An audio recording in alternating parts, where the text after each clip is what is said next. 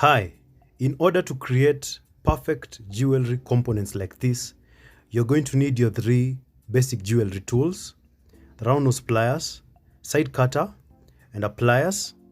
You're also going to need a marker or chalk, and finally, an optional vernier calipers. So begin by picking the desired thickness using your vernier calipers. If you don't have one, then you can estimate. So in this case, we have 3.6.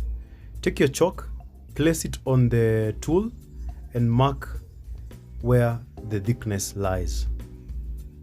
Once you've done that, you're going to take your side cutter and score a line along that marking.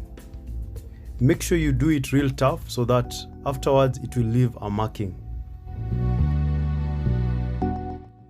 Once that is done, now you can use your tool to create your perfect infinity locks, jump rings, jewelry loops, and anything that you can create using a round nose pliers. Remember, you can make more markings on the same tool to represent different measurements or different thicknesses. My hope is that you learned something through this short tutorial. And if you did, leave a like, share with your friends, and consider subscribing. Thank you. Bye-bye.